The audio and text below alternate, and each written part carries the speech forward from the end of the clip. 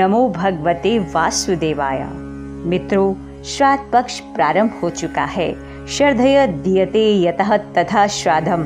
श्रद्धा पूर्वक दिया या किया गया कार्य श्राद्ध है। श्राद्ध कर्म की शास्त्रों में बड़ी भारी महिमा बताई गई है। गरुड़ पुराण के अंतर्गत आता है। देव कार्य से भी पितृ कार्य का विशेष महत्व होता है। अतः देव कार्य से पहले पितरों को प्रसन्न करना, पितरों को संतुष्ट करना अधिक कल्याणकारी है। समय अनुसार श्राद्ध तर्पण करने से कुल में पितरों का आशीर्वाद बना रहता है।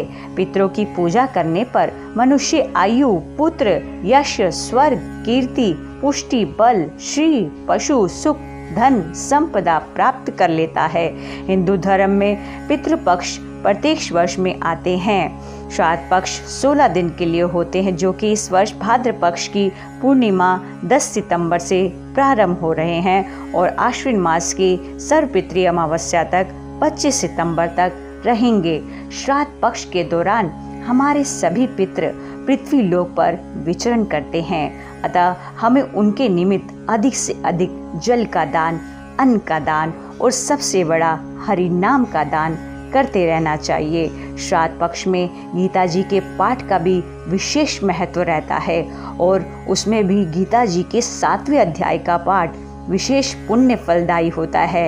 यह पाठ यदि हम नित्य प्रति करके अपने पितरों की सद्गति के लिए अर्पण करें, संतुष्ट होते हैं, उनकी सद्गति होती है।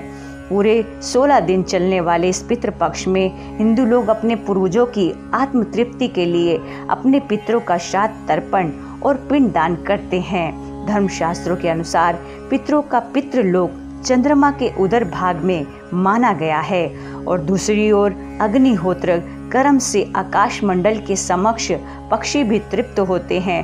पक्षियों के लोक की भी पितृलोक कहा जाता है। तीसरी ओर कुछ पितृ हमारे वरुण देव का आश्रय लेते हैं। वरुण देवता जल के देवता हैं और पितरों की स्थिति जल में भी बताई गई है। शास्त्रों के अनुसार पितृ पक्ष में पितृ देवता घर पर किसी भी रूप में आ सकते हैं, इसलिए घर की चौखट पर आए किसी भी पशु या व्यक्ति का अपमान नहीं करना चाहिए। दहलीज पर आने वाले हर शख्स को भोजन कराना चाहिए और आदर देना चाहिए। किसी भी तीर्थस्थल पर पितरों के तर्पण और श्राद्ध का विशेष महत्व होता है। ऐसी मान्यता है कि गया, बद्रीनाथ या प्रयाग में श्राद्ध से पितरों को मोक्ष की प्राप्ति होती है। इसके अलावा जिन लोगों को विशेष स्थान पर श्राद्ध नहीं करना होता, वे घर के किसी भी पवित्र स्थान पर तिथि अनुसार श्राद्ध कर्म कर सकते हैं। पितृपक्ष में श्राद्ध आदि शाम को, रात को या तड़के नहीं किया जाता।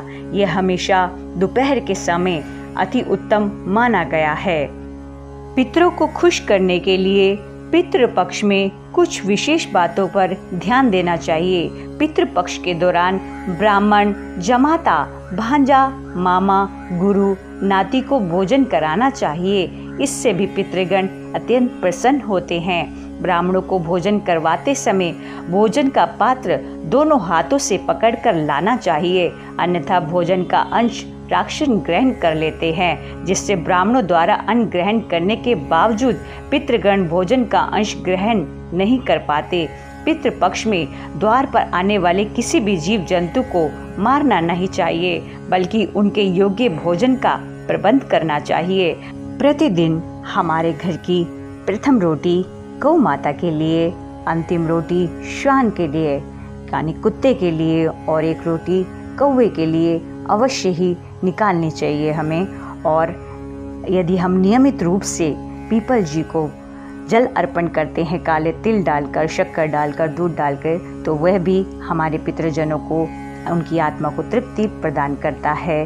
उस जल से वह तृप्त होते हैं। और ये केवल रविवार को निषेध माना गया है पीपल जी को जल अर्पित करना।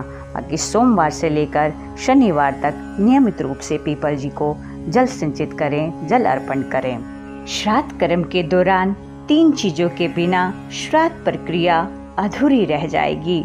शास्त्रों के अनुसार किसी भी श्राद्धकर्ता को श्राद्ध कर्म करते समय कुश, तिल और तुलसी का प्रयोग अवश्य करना चाहिए। ऐसा करने से पितृ पूर्ण रूप से तृप्त होकर अपने वंशजों को आशीर्वाद देकर अपने लोक चले जाते हैं। श्राद्ध कर्म करते समय जरूर बोले ये मंत्र, ओम ह्रीम श्रीम क्लीम स्वधा देव्यै स्वाहा। ओम ह्रीं श्रीं क्लीं स्वधा देव्यै स्वाहा। सभी पितृ तृप्त हों, संतुष्ट हों, तृप्त हों, संतुष्ट हों, तृप्त हों, संतुष्ट हों।